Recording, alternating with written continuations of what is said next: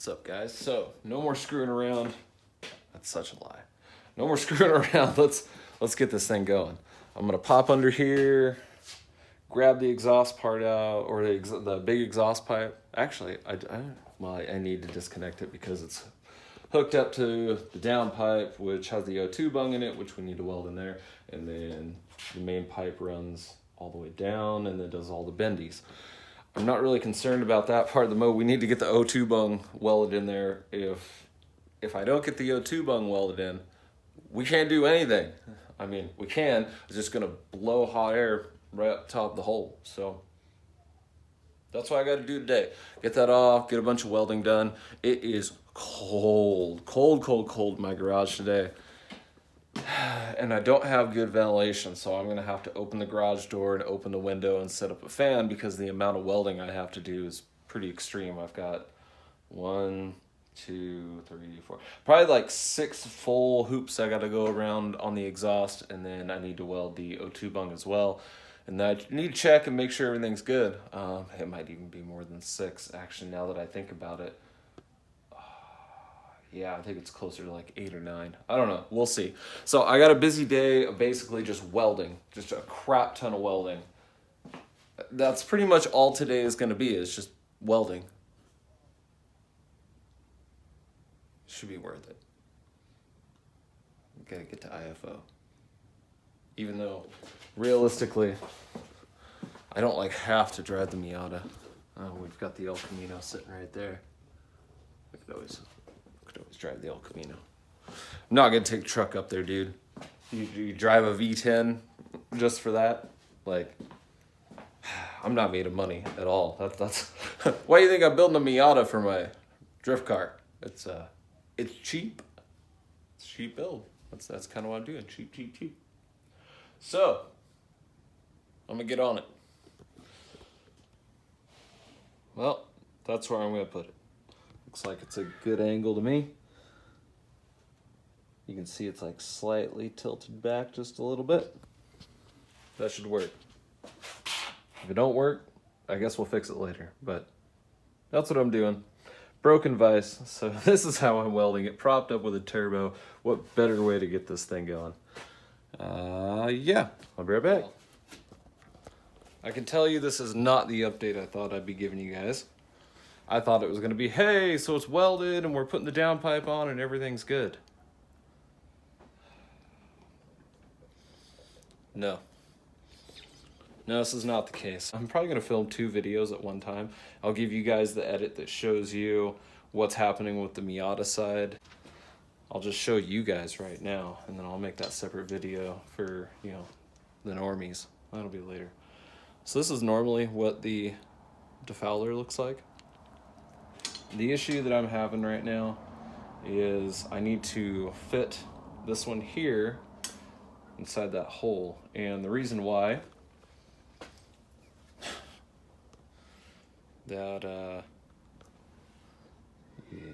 So what happened was when I welded it, okay, that's how it was welded on there. And it's terrible, I know. But it was sealed and it was working great and everything was fine for a moment. So what I didn't realize is when I put that in there, I put it in too close to the metal. You can see I was getting fairly decent penetration. Everything was good until I realized that I had the inside of it was sitting against the metal. See how like... So I tried to get it out and that thing started binding and you can see it actually bent a little bit right there. And the only way I could get it off was taking a really, well, I took a BFH to it, you know, big hammer, and I broke the welds off. You can see only one spot actually looks like it didn't fully seal, which is good. That would have been nice to know because we would have had, let me get that on there, we would have had a pinhole leak right there. Exactly what that was. Exactly what that was going to be.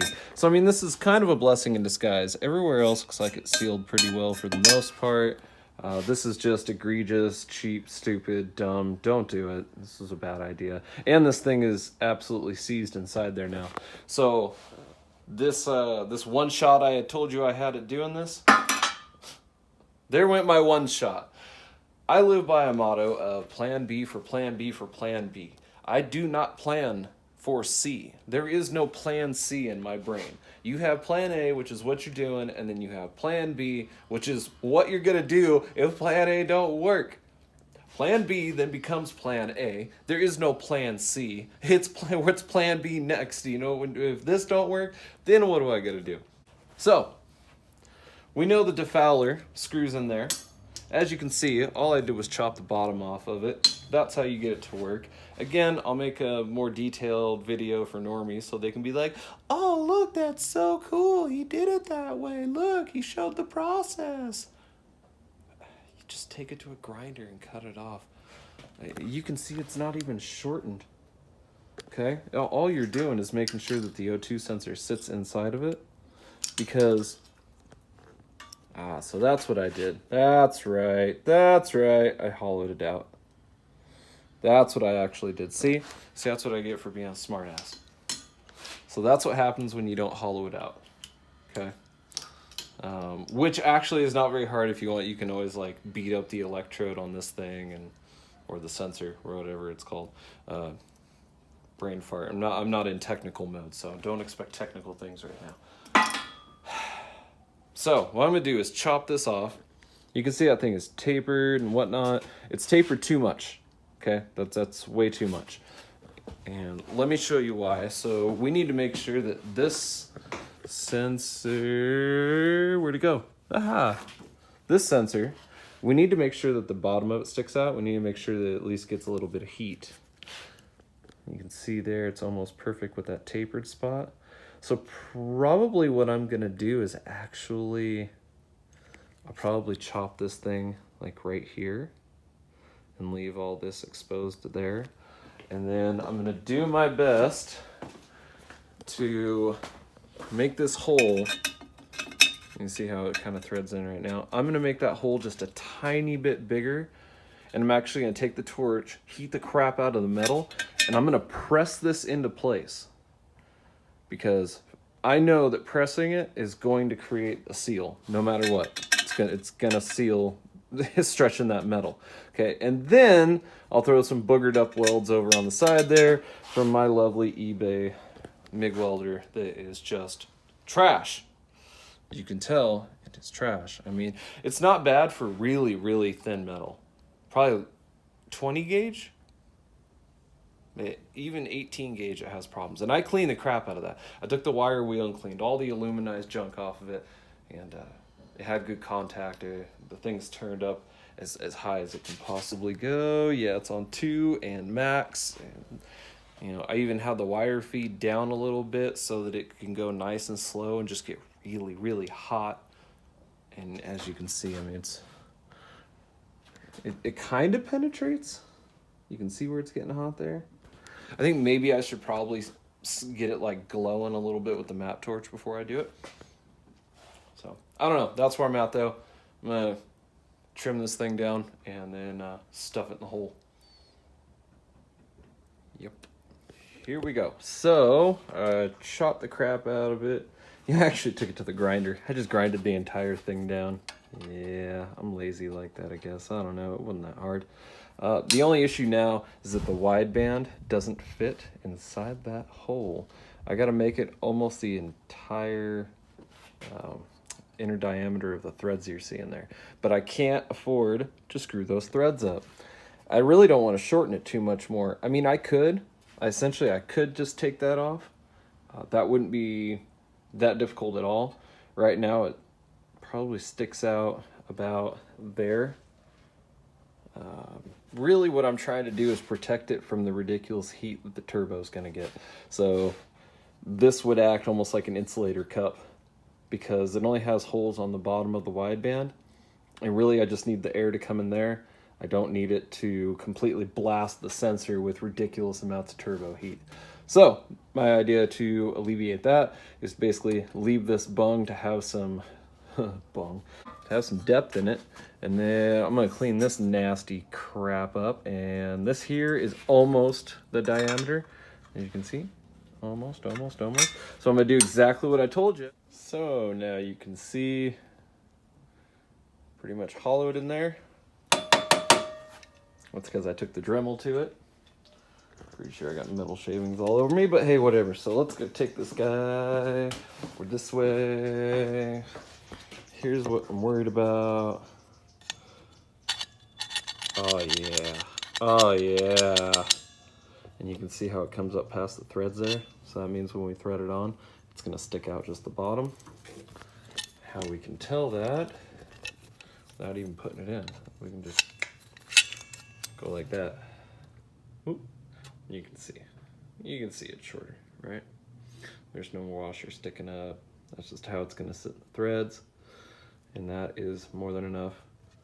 So before I booger it all up, that's what I got. I put that in there so it didn't damage the threads, and hopefully it doesn't warp or anything when I try to weld it. I don't know. I'm just doing anything I can to try to keep any issues from happening here. But yeah, let's booger it up and see what happens. Man, I hope it works.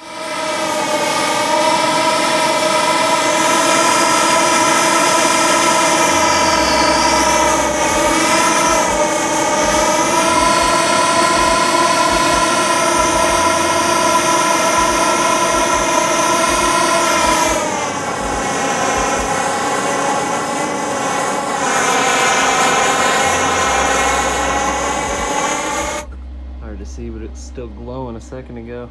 Probably because I got the light on. But yeah, that's like 2 layers of welds. The thing is not going anywhere, and it is sealed.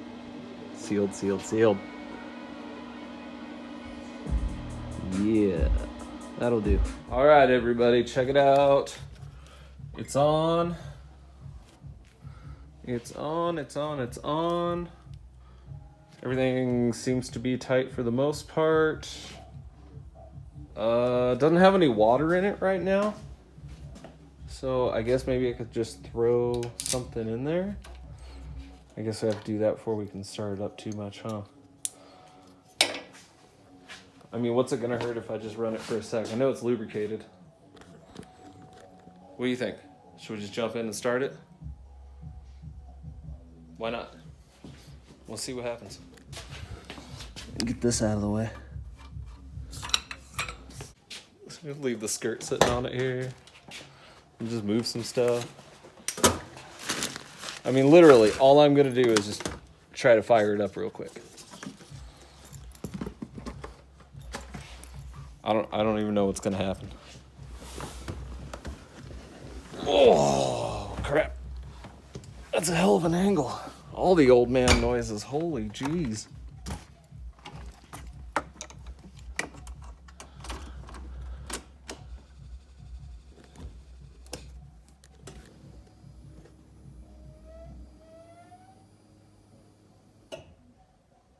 Fuel pump priming. I'm nervous.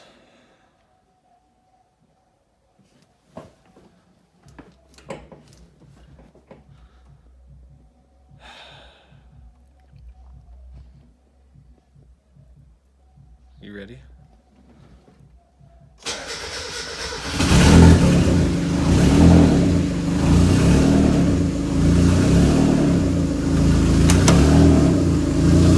That is not near as loud as I thought it was going to be. It's just sitting there.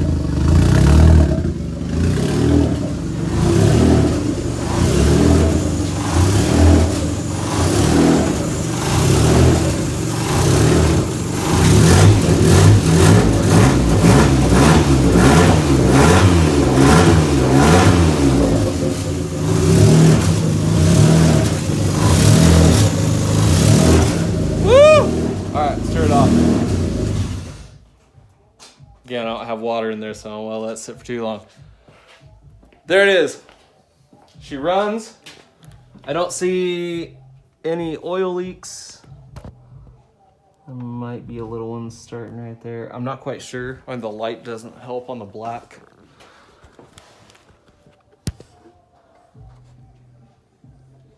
I'm not seeing any leaks there. I mean, we definitely need to figure out the idle part. Nothing was blowing out.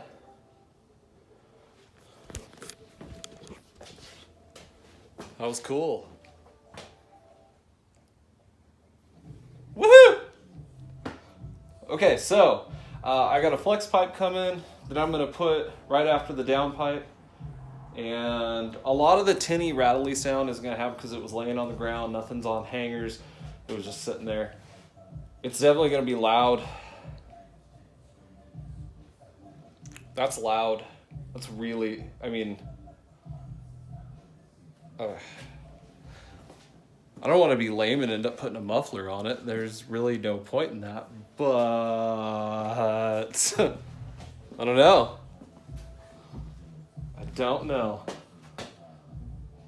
I don't know why I wouldn't be able to have this ready for IFO. At least drive it up there. And, you know, just a nice leisure drive. Probably won't even make a whole lot of boost. I'm lying. I revved this thing to the gills. That was cool. That was cool. Sorry, I'm just in awe for a moment. It's been a while since I finally got to build something and start it again. It's what, almost 6 months since I built Leroy. So, woohoo! Score. Thanks for watching, guys. We'll be back tomorrow with more random nonsense. Peace.